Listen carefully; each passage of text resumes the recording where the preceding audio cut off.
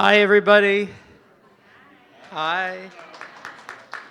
Um, Thank you for coming out tonight, and welcome to the Broad. I'm Ed Patuto, the Director of Audience Engagement here at the museum.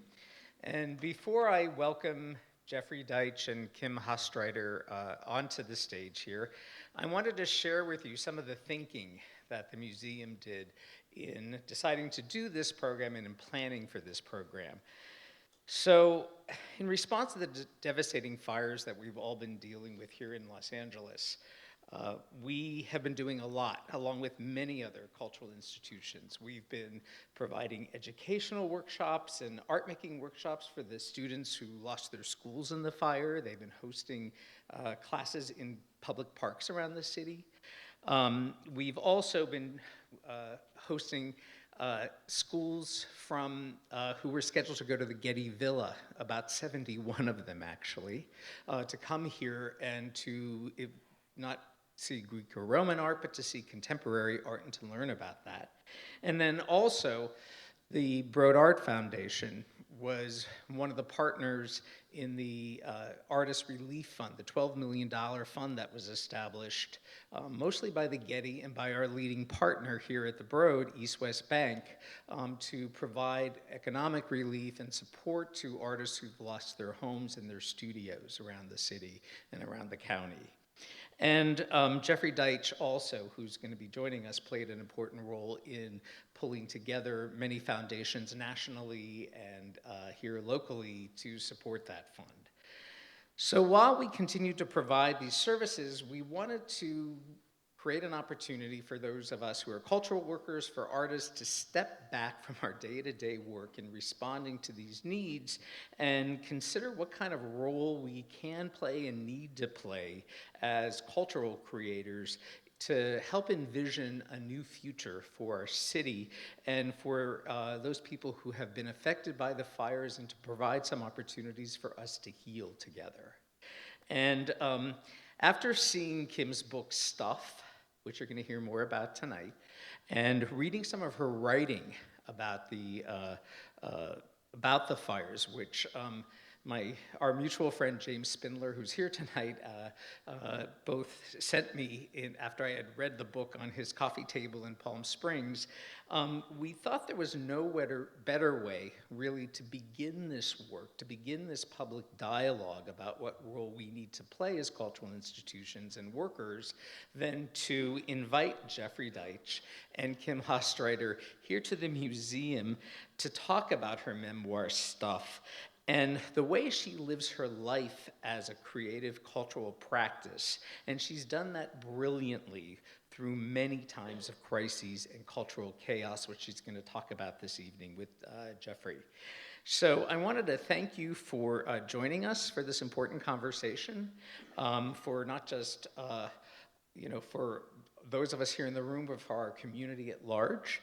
And I wanted to ask you to just join me in welcoming Kim and Jeffrey to the stage. And then after just tonight's conversation, you will be able to purchase a copy of the book and have Kim personalize it for you as well. So thank you, and please welcome Jeffrey and Kim to the stage.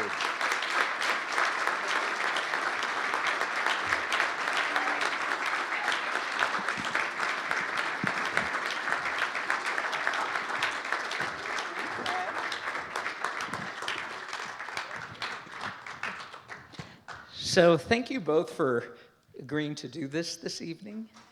And Kim, you wanted to start out by reading some of your writing from the book and other places. So please. All right. Hi, everybody. Now I have to figure out how to do this. So hello, I'm Kim Hastreiter. I've been collaborating with Jeffrey Deitch for over 24 years now. The very first insane project I did with him in his Grand Street Gallery in New York City was on September 8th, 2001, 3 days before 9/11. It was bonkers. I took over the gallery for a weekend to throw a big, crazy happening there, making fun of Fashion Week, which I sort of hated. So I filled Jeffrey's gallery with lots of eccentric underground talents, artists who are inspired by fashion, and fashion designers inspired by art. There was fashion wrestling, glamazons in evening gowns tackling each other for prizes. There was turban wrapping lessons. An artist named Nelson even brought a barber chair, blindfolded people, then gave them haircuts with scissors that were attached to screeching amplified electronic sounds. And that was the tip of the iceberg. The crowds were so huge they clogged Grand Street, and police intervened, just in time to hear the designers 3 as 4 orchestrating a theremin concert on the route. Most gallery owners would have gone hysterical at the chaos, but not Jeffrey. He loved it, and as I was a troublemaker, I loved him back for that, because that was when I first realized that he was one of the only people in the art world who truly understood that art is everywhere, not just hanging stuff on walls in museums or galleries. So it felt great to do a crazy launch show for my new book on Grand Street just a few months ago. And I'm so happy to be doing this with him here at the Broad tonight. Before Jeffrey and I get started tonight, I wanted to talk a bit about cultural medicine.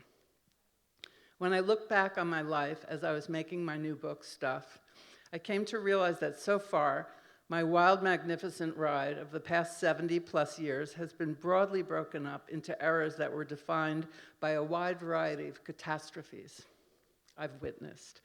And how I physically recovered from each. Is this what life comes down to? Trauma and recovery, a roller coaster ride?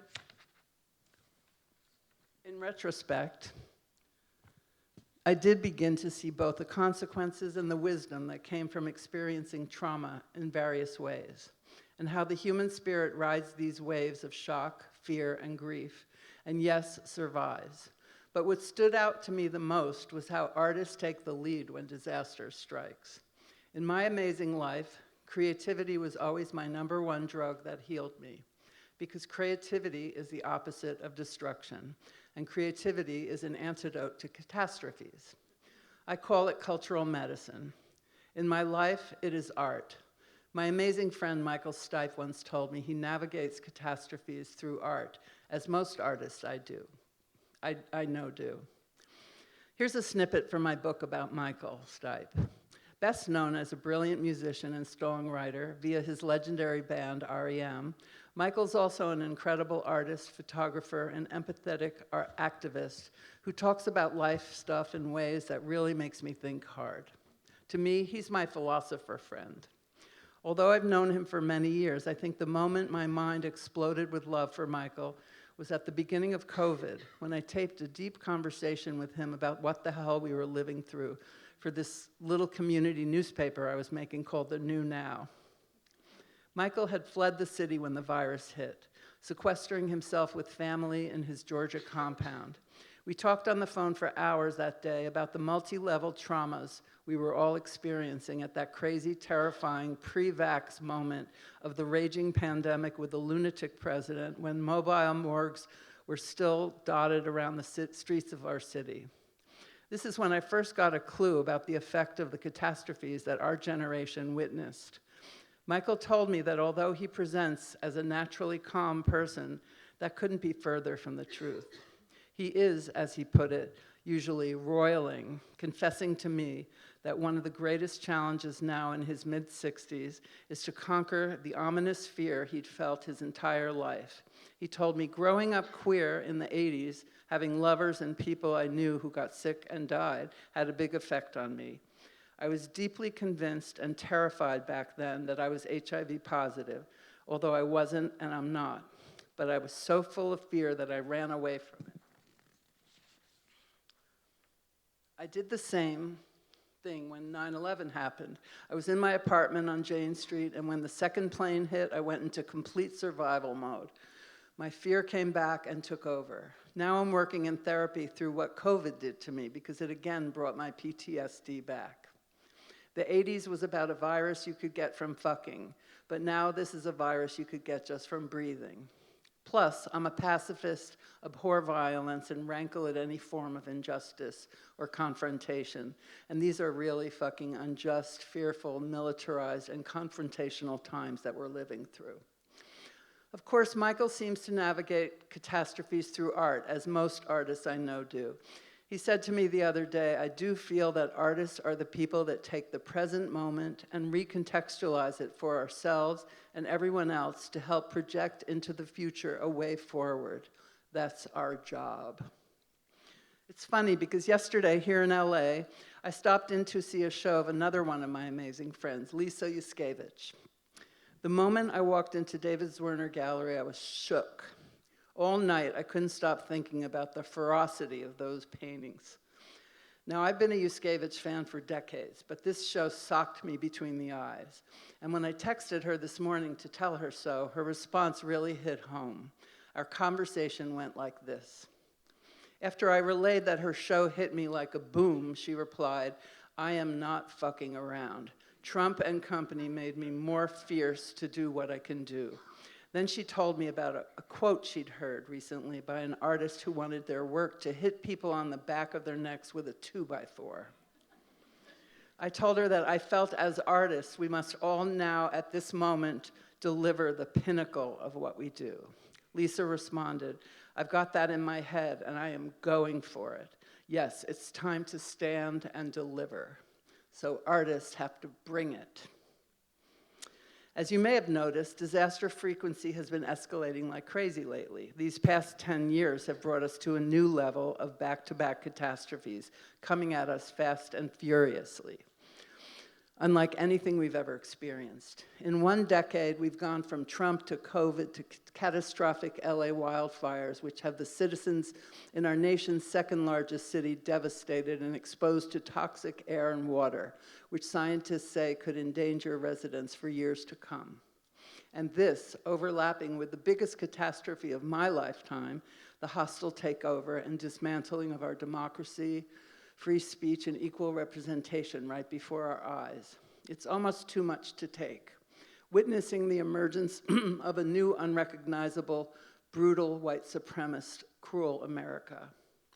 What will this mean for people's psyches, especially artists?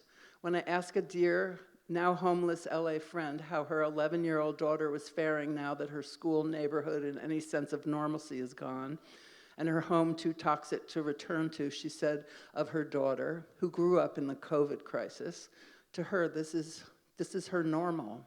Wow. As a New Yorker, these horrible fires will never be part of my personal trauma history. Yet from AIDS to 9/11 to Trump to COVID, the tragedies I've witnessed and lived through have defined my life so much that I actually use these as markers.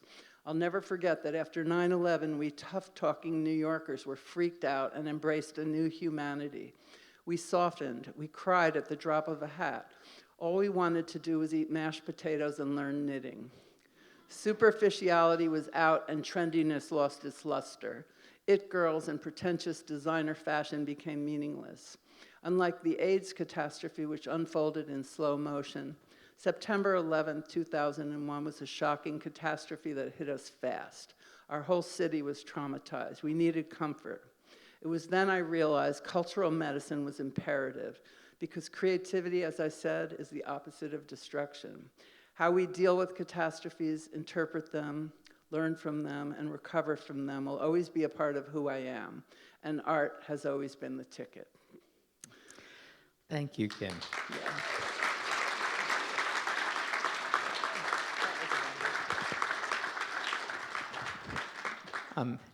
I wanted to start out by asking you, Jeffrey, what about that happening, the fashion or anti-fashion happening that took place in your gallery, made you want to continue to do that and continue a partnership that you've had with Kim for many years now? I should say that I was very enthusiastic, really ecstatic about the project, except for the one performance artist who released bags of cockroaches into the gallery.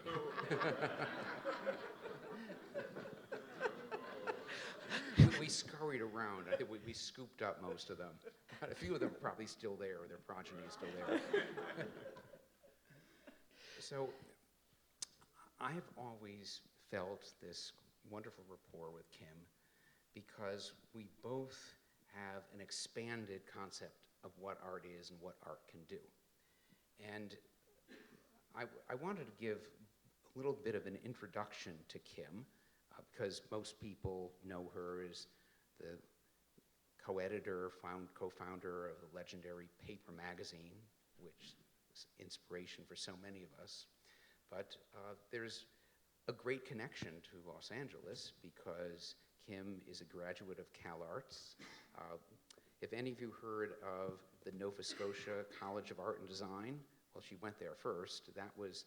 So in the 70s, those were the two greatest art schools in the world, the most radical art schools.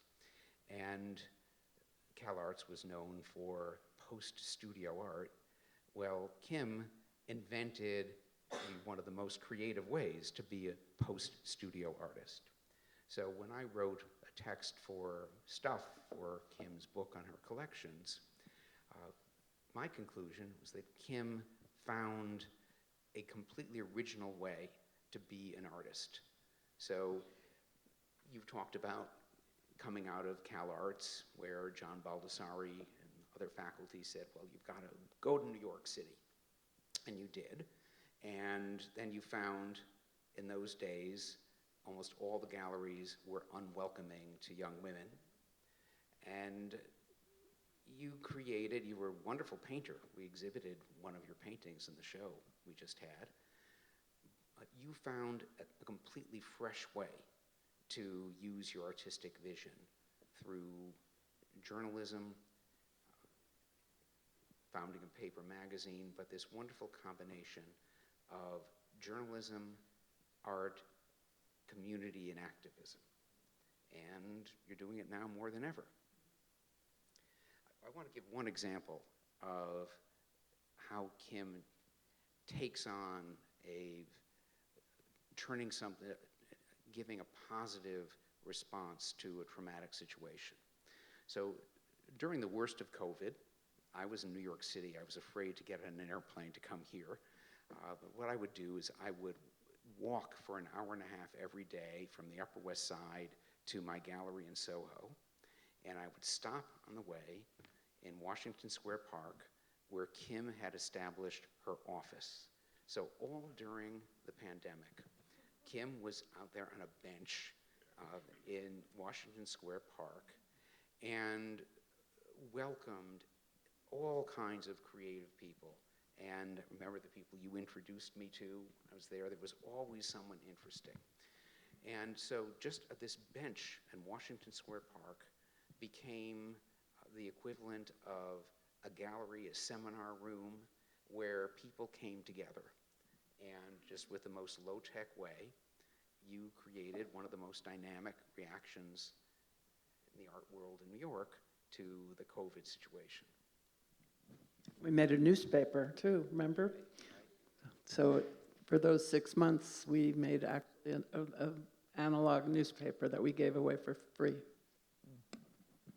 You know, something I wanted to ask both of you about. Kim, your art practice is very much an art practice as community building.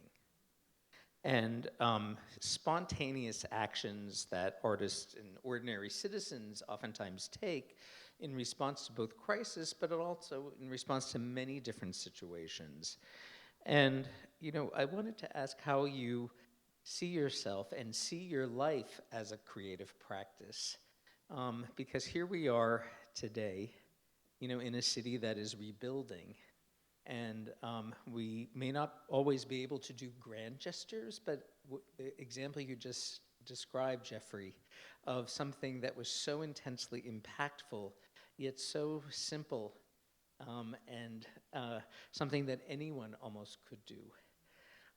So I'd like to hear more about how you think about, you know, your life and impacting and being an activist and an artist at the same time. I mean, I think people is like the key for me. I love, you know, I'm really picky person, but, and so I'm also like kind of a truffle hunter, which is the book stuff is kind of about all this stuff that I found that is really great, and I really never wanted anything that wasn't great, and but I also like love to truffle hunt for great people. and people who I think are like super special and brilliant and become friends. No asshole policy. I have a no asshole policy, strict no asshole. But, and then I am kind of addicted to young people also. I love young people. But I also love to gather people and build, I guess it's building this community, but I've gathered these people, and I gather a lot of artists and people who are brilliant. I have brilliant ideas, and I do love to collect what they do. So I surround myself with my friends, the work of my friends, and the spirit of my friends. I love to cook, and I make these crazy soup parties. I don't know if you've heard of my soup parties, but I love making these big parties, and I bring all these people together, and often I love to I call it friend sharing, so I'll find an amazing person that I think is like, I adore, and then I make that person invite half of the people you invite that you think I would adore, that you love, and then I'll bring half that I love that I want you to meet, and then when everybody gets there, so then the people that we love meet each other, and then they become friends. It's like this crazy spider web that I built over many, many, many years. And a lot of collaboration comes out of it, and a lot of true friendships, and it's like kind of an amazing way to build. Good people know good people. There's a whole thing I wrote about in my book about learning that from this crazy designer called Jeffrey Bean, who taught me that good people know good people. So if you know a good person, find out who they that's why I love Instagram. I always liked Instagram, because if you find someone who's a genius on Instagram, find out who they think are geniuses. I would also like to mention the artistic equivalence, the openness in your life and your collections. So I started the text that I wrote for your book about this juxtaposition of two works that is above your sofa. One of them is brilliant work by Tower Auerbach, who's one of Kim's discoveries. And in the Broad collection as well. Yes. And then the other is by, you have to tell the name. Dan Miller. Right, who is completely nonverbal. An incredible abstract drawing. And you have his drawing right next to Tower Auerbach's, and one is just as good as the other. And so I love that way that you are artistically open, great supporter of creative growth and artists who are neurodiverse. And your collection ranges from people who are very underground still, to some of the biggest art superstars of our time. But they're displayed with an equivalence. Yeah, I never cared if people were like kind of famous. I don't like I'm not a celebrity person. Famous or like cute or like the it person, or I don't know. I always, just show me what you do and how you think, and that's what I'm interested in, I wanted to ask you some, because we are in LA, and you are an alumna of CalArts, as Jeffrey pointed out. What that experience was like for you, CalArts in the 70s, and how you've carried that through in your life. I was reading your most recent post on your blog, and you were talking about how you really don't like it when people bemoan, the good old days. Yeah. I mean, I lived in New York in the 70s and 80s and was running around downtown, and have been in different cities at different times when they were the quote-unquote hot city. And you had a lot to say about that. And I feel like it probably goes back to some of what you learned at CalArts about the human spirit, about people's need to be creative, to be subversive in their creativity. But also about kind of people who are aging, who don't have their eyes open anymore. So, I mean, this is more about, it really came from one of my heroes is named George Lois. I don't know how many people know who he was, but he was one of my heroes. He was an amazing kind of creative director, art director, ad man. But he was like my hero. I started paper because of him. I loved him. He was a genius. And he always, though, the older he got, and I became friends with him, and he became friends with my parents. They lived downstairs from my parents. They became family friends. But he would like, oh, this is horrible. It used to be so much better. New York used to be so much better. They don't know how to do, they don't know how to do graphic design anymore. I was kind of like, I hated it. It drove me crazy. But I hate that's a pet peeve of mine, is when people do that, because nothing stays the same. Like, don't think you're going to find the same thing in the same place. Like, get out of here. Like, go look for where it is. You're lazy if you're not looking, because all of a sudden, creative people doesn't stop being born, right? They're still, like, every day, new, amazing, insane, creative people. So you just have to, like, find it. And that's kind of, I always say, like, today is just as good as any other time. Don't tell me it used to be better, ever. No. Today it's as good as ever. But you can't be lazy. You got to open your eyes, and you got to do the work, and you got to, like, and that's why I'm so excited to do this tour with my book, because I'm going to all these cities. And and also you can't find it. You're not going to find it in Instagram in your bed alone in the middle of the night, You have to have, like, creativity is alive. You can't find it all in this, like, device.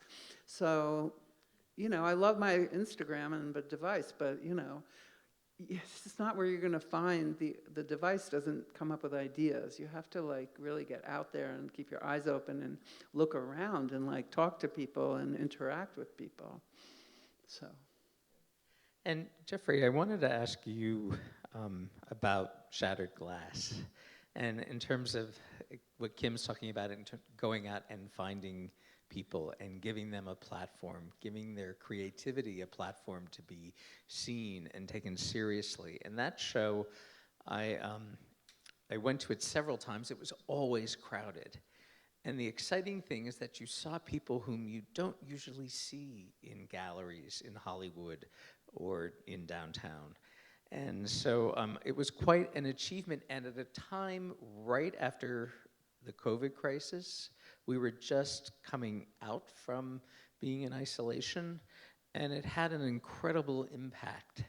And I wanted to talk about that moment and how you got there and what it meant for you, for the gallery, for the city to have that.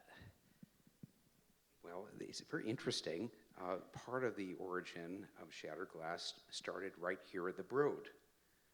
Okay, so I heard that there was a brilliant young man, A.J. Girard, who was giving talks about the art at the Broad.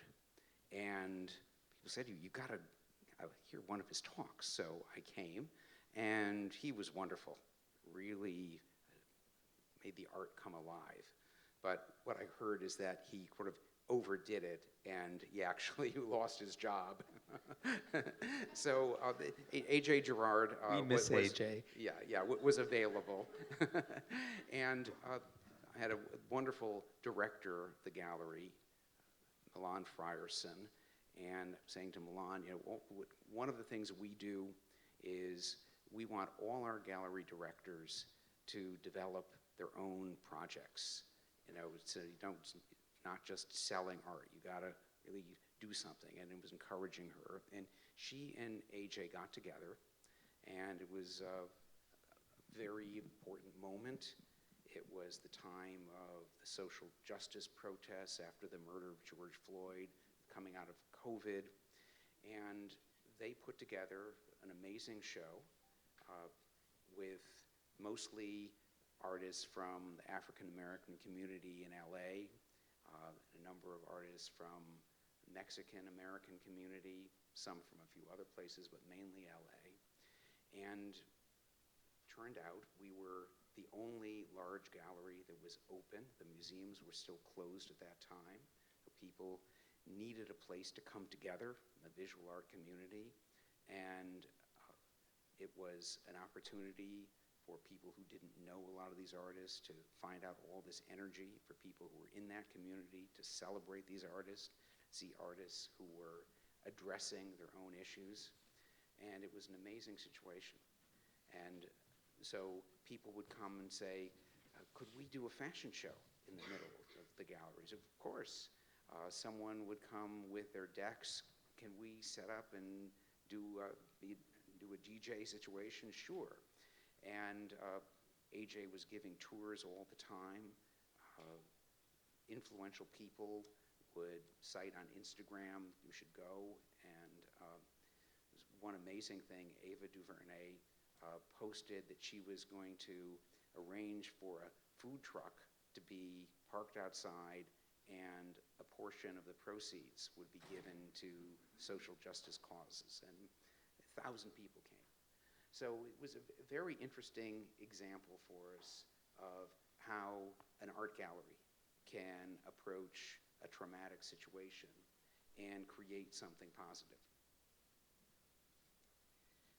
You know, something I wanted to ask you both about, because I miss these in New York, were the art parades. I feel like this is a time when we need some really radical solutions and kind of out-of-the-box crazy solutions and responses to what's going on in the world. And when I see the pictures of the art parades, they look like they fit that bill. And I wanted to know about how and why you both thought those up. And this was a great partnership that would take place down in Soho, that again, between Deitch Projects and Paper Magazine. And they went on, I think they started in what, 2005, roughly? Something like that. It was only 3 years, but it made a big impact. And then I had to stop it because I came here. But that was probably our most fun collaboration. It was just great. And so there are several reasons why we did this. One, we just love bringing art into the public and bringing everyone into the art. But also, if you have an active gallery, you have artists coming to you on a daily basis with interesting ideas I'd love to show with you. And I was sad to keep saying, no, we don't have any space. And I wanted to come up with a format where we could say yes to everybody. Sure, you can be part of it. So everybody was welcome. The last art parade, we had 1,000 participants, and it was very low tech. You know, you could make a sculpture out of paper mache and carry it. You could create an amazing costume. The best things were people did inflatables that sailed above the crowd. Vehicles? Art cars. So when I came to LA, this was 15 years ago already, the most frequently asked question when people saw me, when are you bringing the art parade? And I had other things I had to deal with when I was at MoCA. It was not an easy situation. But in fact, I finally got permission to stage the Los Angeles Art Parade on Hollywood Boulevard, the most of the really historic section of Hollywood Boulevard. And it took a while to get the permission. And so we have to make the decision, you can help me make the decision in the next few weeks, whether we try to push the time and do it mid-September, or we wait a year and do it next May. So I think the art parade here will be incredible. It's open to everybody, and one of the great things about the creative scene in LA, it's similar to what we experienced at the height of downtown New York, is that there's a fluidity between the different creative fields. So musicians, filmmakers, actors, writers, artists are all interacting. And so the art parade is a perfect platform for that. So I think it will be even bigger in Los Angeles than it was in New York. And the timing, so this is the big question of, given all of these challenging things that are going on in the world, and what do artists do? What do we do? So I have 4 galleries. The expenses are just astronomical on the level of like a museum. And we have to sell, and artists, the expenses are high, they have to sell. So somehow we got ourselves into this very professionalized art world where, you know, it's, if you're a gallery, to the artist. So we need 2 pieces for the next art fair. And, you know, the artist is pushed to make 2 6x6 paintings that are saleable. And, you know, we want to keep it all going, but somehow I think that it's gotten out of balance. So I'm thinking about that a lot. You actually took the introduction to my next question, which is I wanted to address this issue of, you know, the art market really kind of being the overriding determining factor these days for many artists' creative practice. And given what's going on in the world right now, given what's going on in our country, and given what's going on here in Los Angeles, I did want to ask your thoughts about what artists can be doing here in the city to help engage communities, really, you know, and to give people a different relationship to their own creative processes. We just finished our Joseph Beuys exhibition here at the museum, and one of Beuys's philosophical tenets and practices was that everybody is an artist, and every activity, every mundane activity can be a creative activity. And so and he called that social sculpture. We actually brought in thousands of students into the exhibition and taught them about social sculpture, and then asked them to put them in little groups and asked them to create their own social sculptures about what kind of change they would make in their communities. And I think this is a time when artists, as you said earlier, Kim, and I really, I feel so much like your life and what you've done can be a real model for us moving forward in terms of what Jeffrey called a post-studio practice and being able to touch people and affect people. So I'd love to hear your thoughts. And, you know, and then we can open it up to questions from the audience and have a discussion about this. I mean, to me, I just like artists, we gotta like fucking like work our asses off and produce ideas and like we've never done as you know, as if your life depends on it. Artists have to really rise up and they can't relax, and we have to like just make killer art, killer work, amazing work. And, you know, that's just, I don't know how to solve anything. That's all I feel myself being very manic about my book and what I'm doing. Like, I mean, I keep adding more. I'm really like, and I see that in a lot of my artist friends, there's a like manic kind of thing going on. People are, like Lisa's show, like it wasn't her normal show, and I could feel it, you know. And she said, artists have to bring it right now. I don't even know how that can solve anything, but that's my intuition, is that we have to do that. Jeffrey, what are your thoughts? So I want to ask, what is the most impactful work of art that people have seen in Los Angeles during the past year? Well, I'm going to propose an answer. Okay. It is the unbelievable tagging of the ghost tower downtown. You know? And that's just unbelievable. That says so much.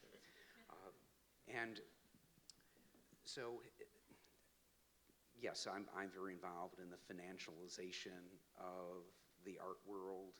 You know, some pundits, when they ask, well, what's the most important art movement of today? And people say, oh, it's the art market. Well, there's a lot of truth to that, but there's also a lot of interesting stuff going on. And in LA, you know, there's the artists, we put on a show at the gallery called At the Edge of the Sun a year ago, and focused on artists of Mexican heritage, amazing community here. And one of the reasons I got involved in this, I was invited to these backyard exhibitions.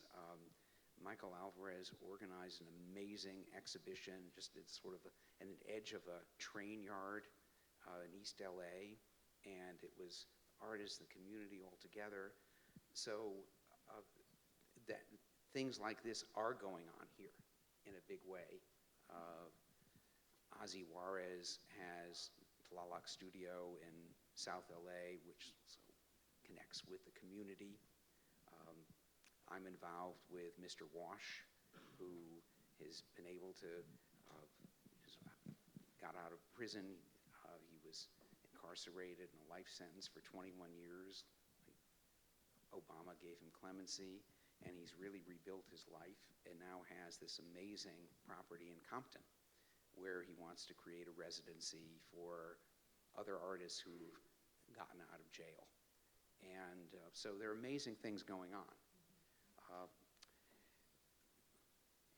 So I think it's, we do, there's too much orientation toward the Frieze Art Fair and things like that, which are important, which I'm very much involved in, but we have to emphasize this other side of what's going on. And Kim helped very successfully in the heyday of paper magazine give a platform for all these other activities that could be classified as art and community involvement. So we have to figure out ways to do that here. Kim, before I open it up to the audience, is there anything you wanted to say? Yes. I don't really, I just, I'm trying to bring it. Bringing it. Everybody has to bring it. Come on, you got to bring it.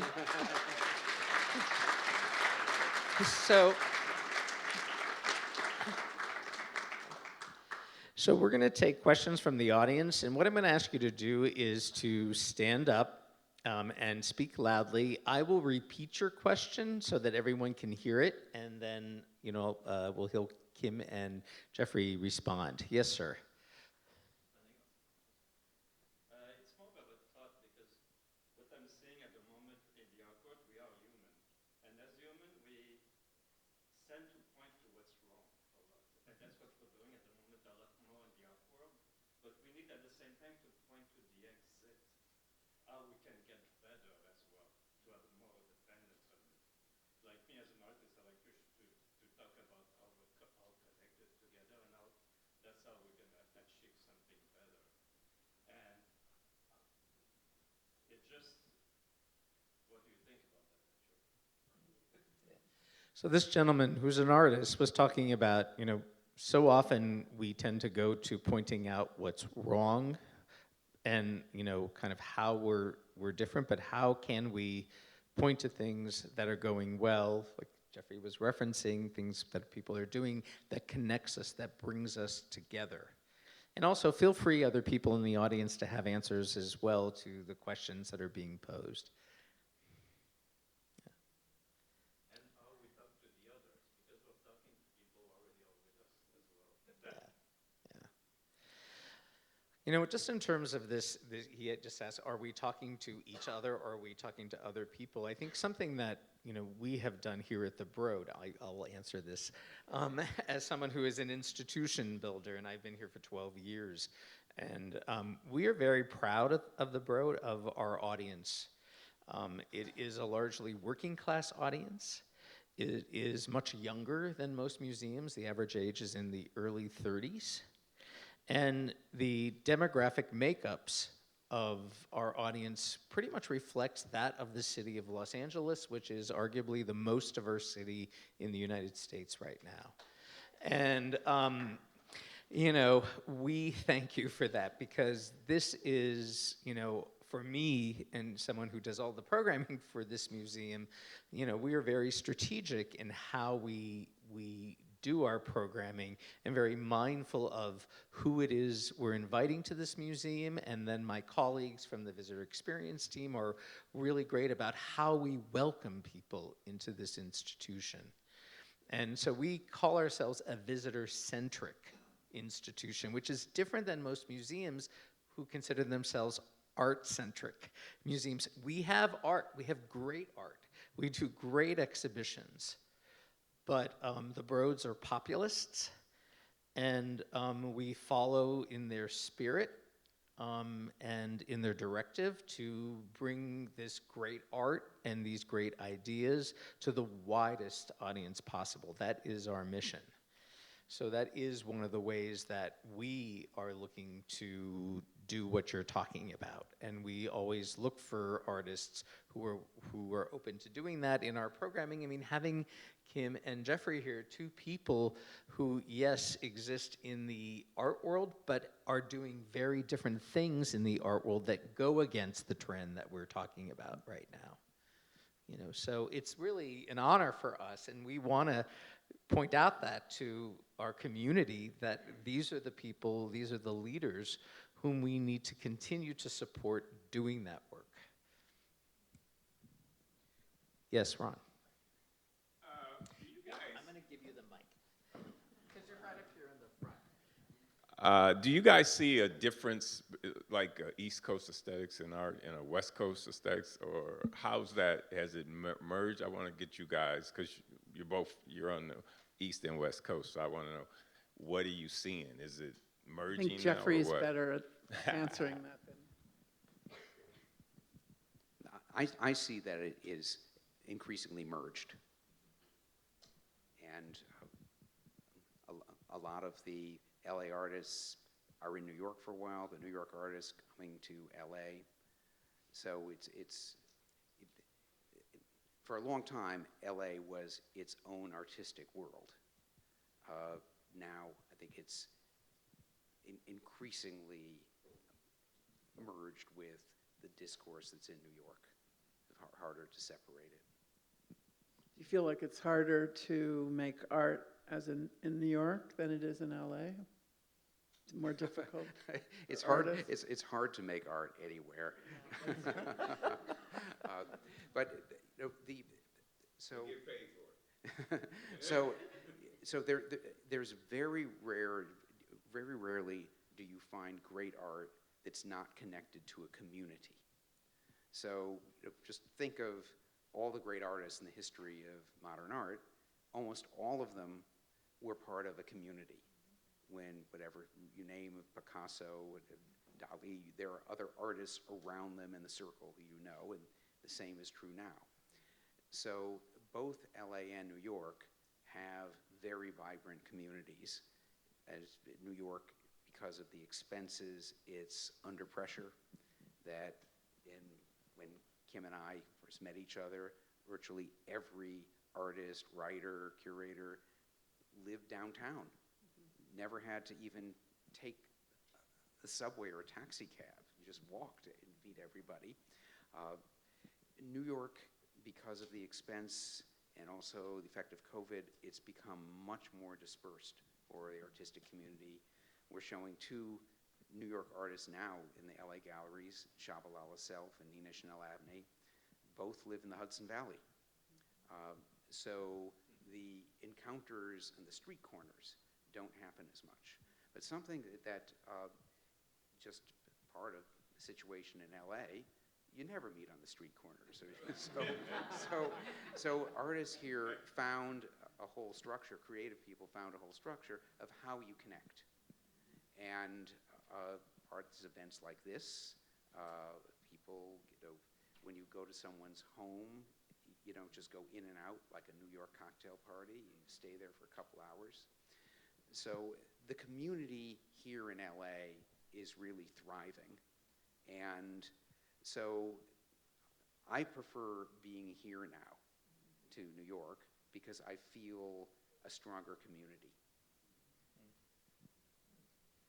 Other questions? Yes, you, ma'am. No, yes.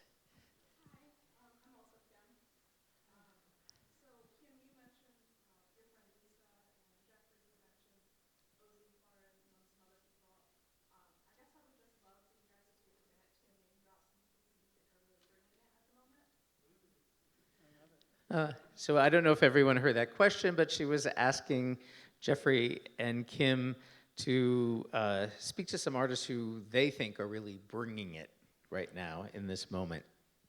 Well, we have one right here, Ron Finley. And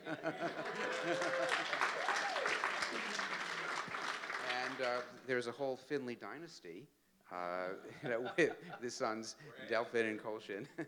And so that's a really good example, because the whole family, in addition, everyone is an exceptional artist, but they're very into community and bringing people together. Kim, did you? Oh, I mean, I'm like not, I don't really have the tip of my tongue names, but Do I'm other always pe- looking.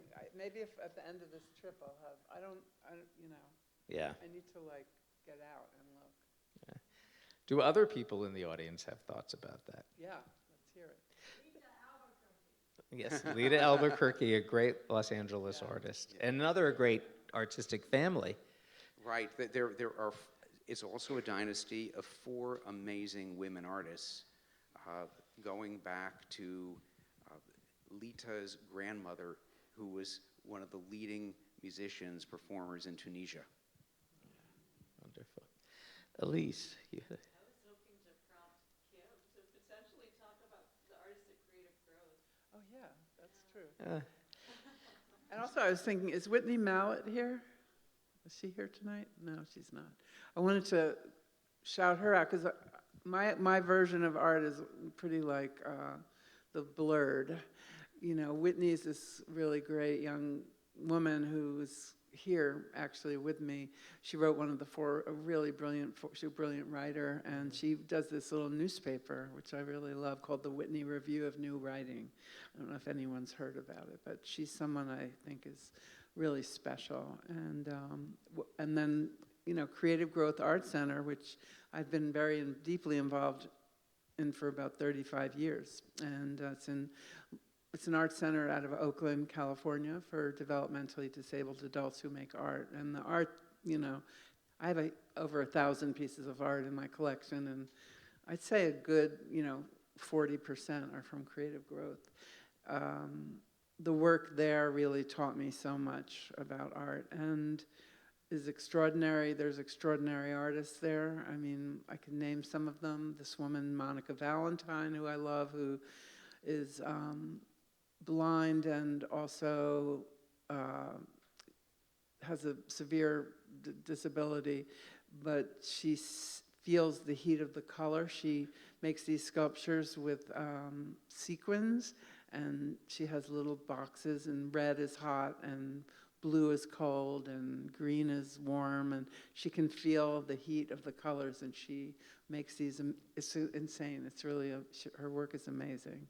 And William Scott, who's like my favorite artist of all time, who I've known for many, many years, who has worked at Creative Growth for about 25 years. He's an incredible artist, and he's now in permanent collection of Museum of Modern Art in San Francisco, Museum of Art. I don't know, do you guys have any of his work here? Unfortunately, no. There's many artists there that are superb. Yeah. Did you have another question? Yeah.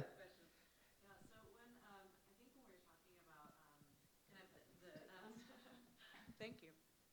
We're talking about the need for artists to kind of bring it, and also we're talking about this context in which sometimes it feels like there's just this enormous weight on everybody right now.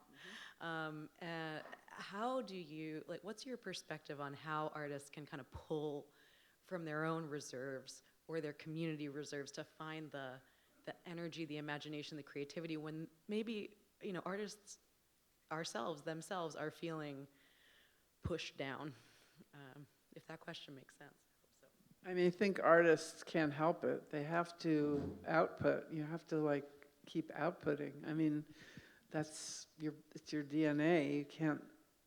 Artists can't help themselves, I think that it's just like breathing, for artists. So I don't think you can really bringing people down. I don't know. I think it's a natural part of their day, or every minute, every hour. And I think that it doesn't have to be in a certain form. So it doesn't have to be a painting or a sculpture, or it can be, it can be an idea. It can be an activism, it could be a community. So, you know, it's unbearable what's going on, basically. I mean, and artists are sensitive people. And so, go ahead, Jeffrey. Yes, I want to address, so there's something that's going to be going on here. I want to talk about a conversation I had with an artist the other day. So some of you probably are aware that MoCA, connecting with Hamza Walker, is planning a monuments exhibition.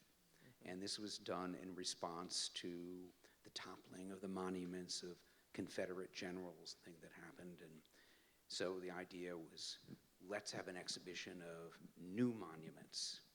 So one of the prominent artists who is going to be in the show called me, and she was planning a very provocative piece.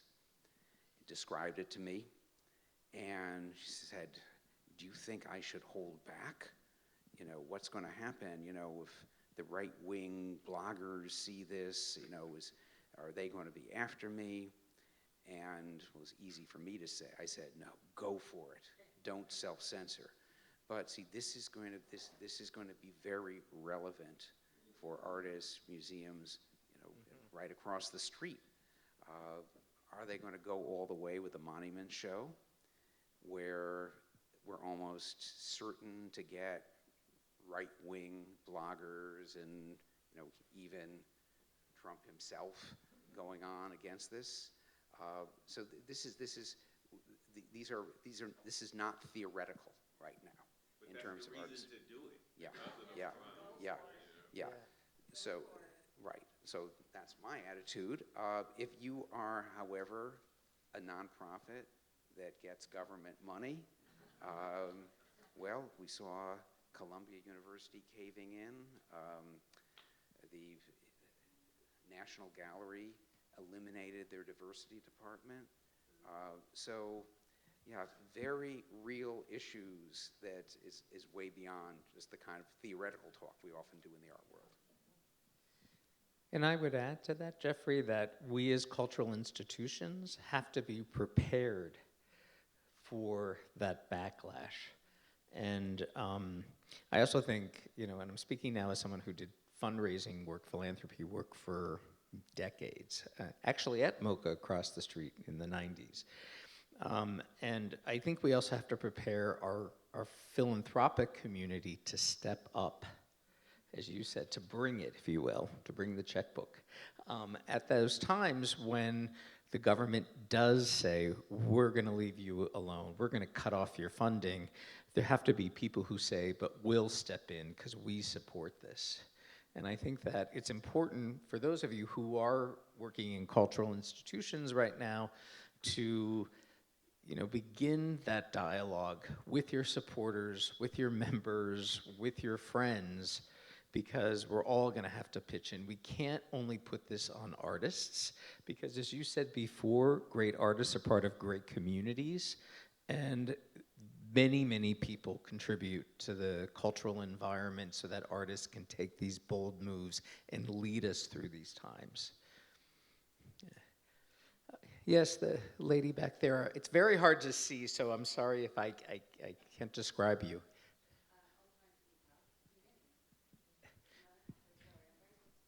Here, do you want to come over here and get the mic? Thank you, Ron. Hello. I just wanted to ask, given art's sort of it's sort of the only language in which we can speak to the future and the only way we know anything about the past, its sort of relevance to the cultural heritage of our time is really significant, especially at the moment, but there's, I believe, an unprecedented amount of censorship, and it's not just in America, it's global. It's sort of to the point of what we were just discussing. How do we move out of that, do you think? And how do we make up for the time that we've sort of lost not covering what's been going on? You know what I mean? Does it make sense, the question? No. It's not easy to answer that question. Thoughts? It's not just visual artists, it's filmmakers. We think of like film in the 1970s and how the late 60s, 70s, how film really embodied a lot of the counterculture. And I think I learned about the counterculture by, as a kid, watching some of the radical movies that came out in the late 60s. So I think we have to cherish the independent platforms. So whether it's an independent film studio, a gallery that doesn't need any money from the government, so we have the freedom. Some of the public institutions are going to be constrained in this environment. I think the secret is just don't spend money, try and do everything with like DIY. No, I think that doing things in kind of almost guerrilla tactics, like when you were talking before, Jeffrey, about the shows in people's backyards, which is happening a lot now in LA. People are selling work out of homes, and you're setting up in Washington Square Park. I think that we have to not wait for what we would call, I think, the more precious moments to do something that can be really impactful. Well, our country is being taken over by corporate culture, so it's like, it has to go back to indie and Bill Cunningham. I mean, I always think of journalism. Like, what am I reading? What am I going to read now? And who's going to give information? But Bill Cunningham, who was a photographer, I don't know if you guys know who he was, but he used to cheer us on because we did paper magazine like in my house. We started with $1,000 with like cut and paste. It was really, we never had a penny. And he used to always be like, don't print on good paper, like keep it on the worst newsprint. He said, don't sell out basically to the man. He refused to ever get hired by the New York Times because he thought he would be indebted to them. And he was like always the cheerleader for like paper. He was like, don't go up in quality. Don't do it all yourself. Keep it in your house because that's your freedom. So freedom, if you can do stuff in that way, you have more freedom to express your ideas, I think. Yes, right here, question. How do you guys feel about the aesthetics of devastation? Like up here, we had two really strong, self-reliant art communities up in Zorthian Ranch up in Altadena and like the rodeo grounds in Topanga Beach and the Norton Wisdom scene down there. And they were just erased. And but there's a whole aesthetic that goes with it, like it's all like a Piranesi print now, or a Max Ernst, or like it's a look now, right? West Bank, Syria, Palisades, we're arriving at a kind of new aesthetic. You think? You have a response. I just don't know if I'd call it like an aesthetic. But, I mean, there are images that are out there that are devastating, yes. Yeah. But I wouldn't myself categorize it as an aesthetic. Yeah. Actually, Carolina Miranda, whom we all know here as having been an extraordinary writer, cultural writer for the LA Times, is working on a book about her years when she was a student in Chile, right after Pinochet was deposed, and her experiences there. But she has been brought on by the Washington Post. You were asking what to read these days. And she's writing a regular column now on the aesthetics of the Trump administration and of our times.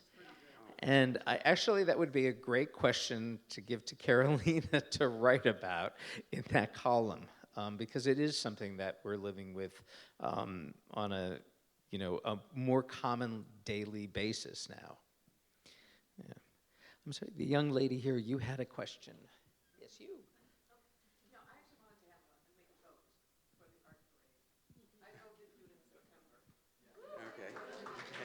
This September? Thank you. So all those in favor of September, raise your hand. Okay, thank you. May. Well, Okay, you have a well, poll. that's that. We should go for it. Yes. Okay. Yes, another question in the back.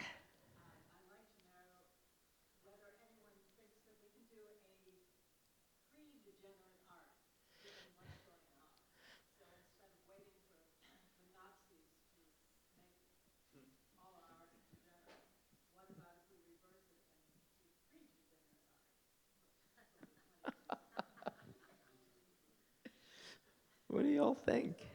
Okay, so the question is,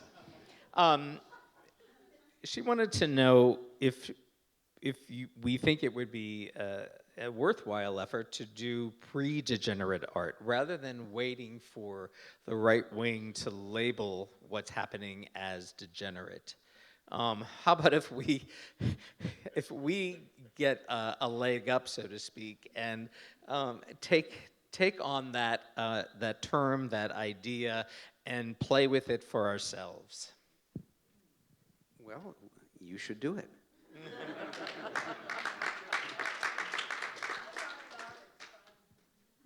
I'm sorry, what did you say? I'm sorry? Everybody's an artist. There you have your response. Yeah. Any other questions? Oh, one more hand I see. Yes?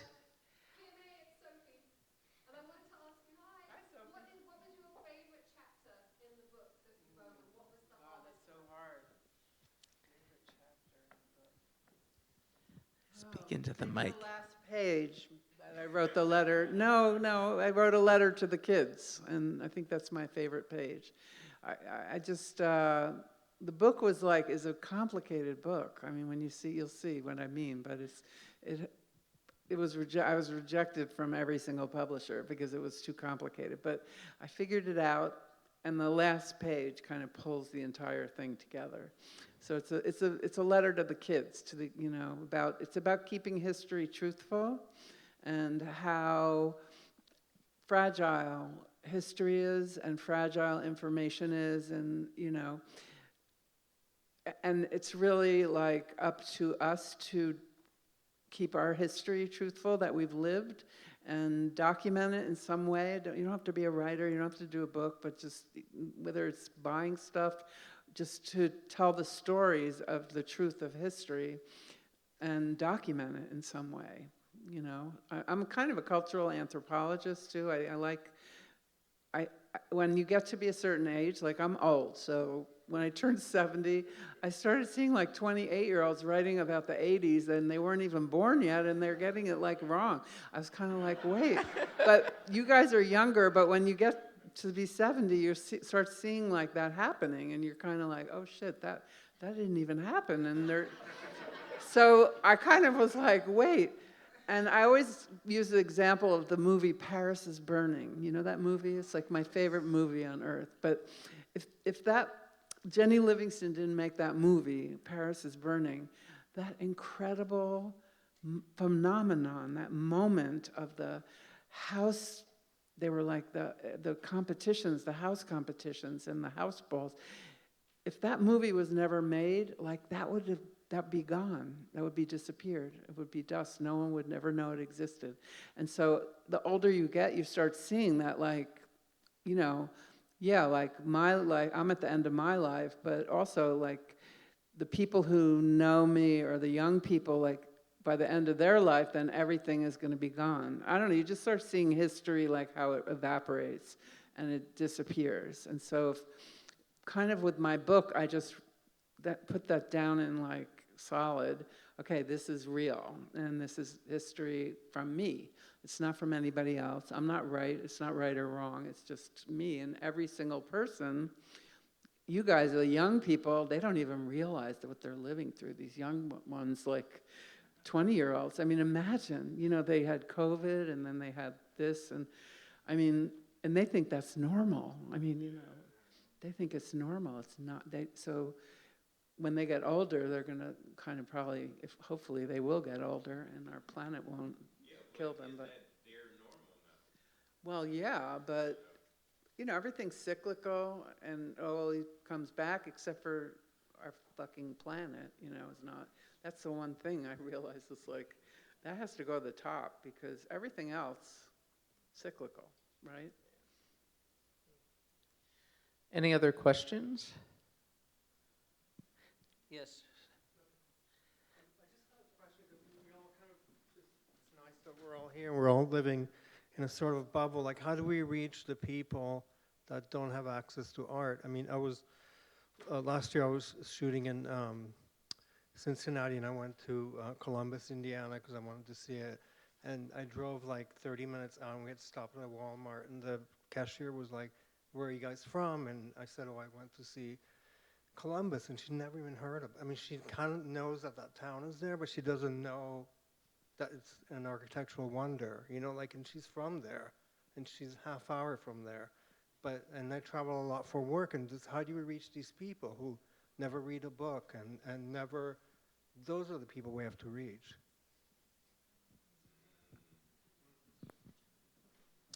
So, I feel like I should speak to that because I'm from Ohio.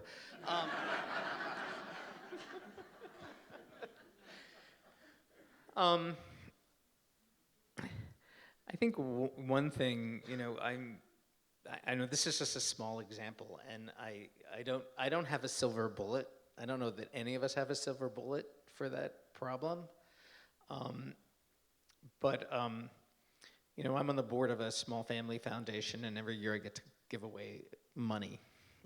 And this year, rather than giving it to artists here in Los Angeles or in New York, I decided I wanted to give it to, I wanted to find some, gay organizations in states where gay people are now being, harassed, and it's becoming increasingly difficult to be out and dangerous. And I grew up in the 60s and 70s. I remember what that was like in a place like Ohio.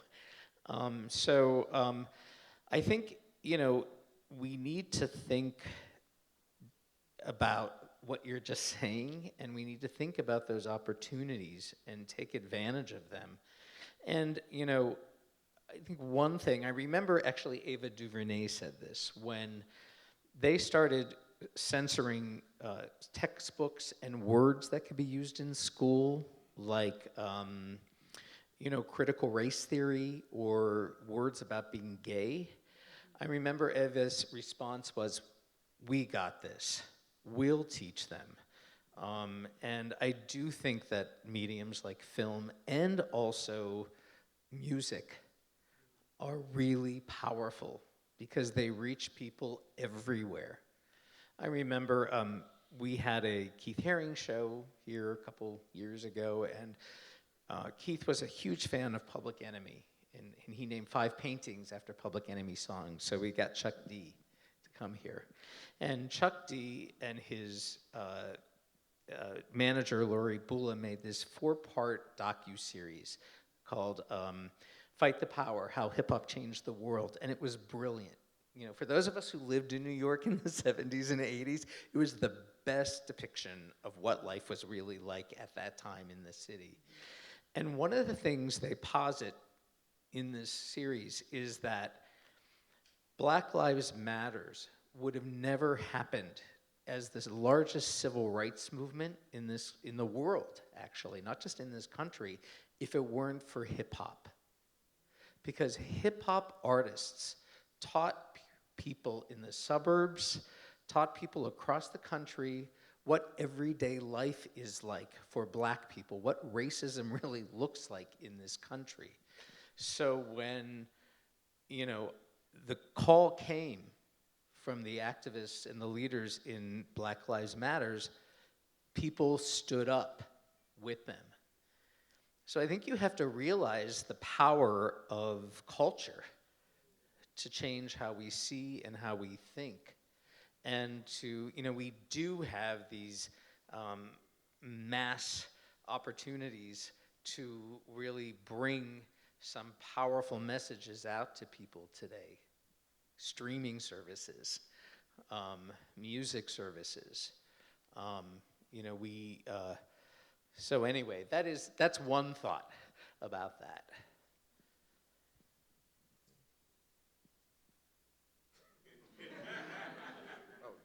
So when I got into art and culture in my 20s, so I was always wondering, why is it that music, even radical music, can reach so many people, but art was really for this inside world?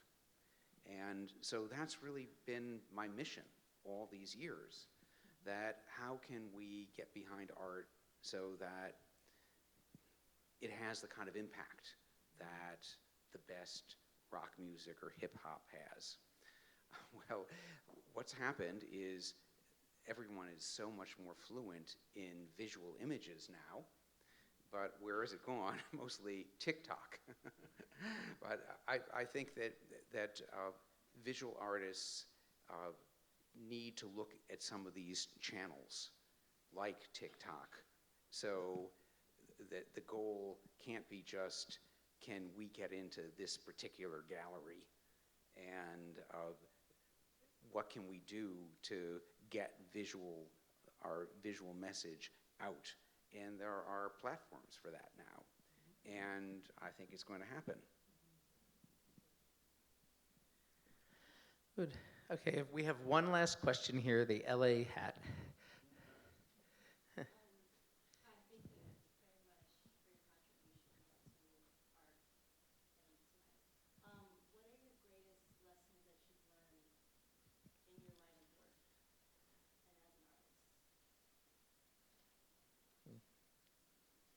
Kim? The question was, what were your greatest lessons in your life and in your line of work as an artist? I mean, everyone has a gift, so I think the secret is to find your gift. Everyone has all different kinds of gifts, but no one is born without a gift. Find your gift and then build around your gift. Does that make sense? And if you build around your gift, build a career or your life or whatever around your gift, you'll be happier, you'll be happy, you'll be more successful, you'll thrive. I mean, that's kind of like one thing. So I would say my number one lesson is you don't need to ask permission. If you have a strong artistic idea, just find a way to get it out. Bring it.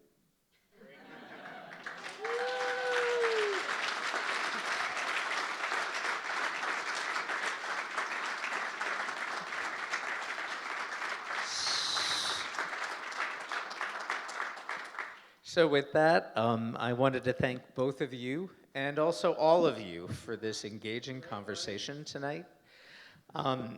After we close, which we're about to do, there are stuff. Kim's book is for sale outside, and she will be outside to personalize it, and it is an extraordinary feat and creative effort on Kim's part.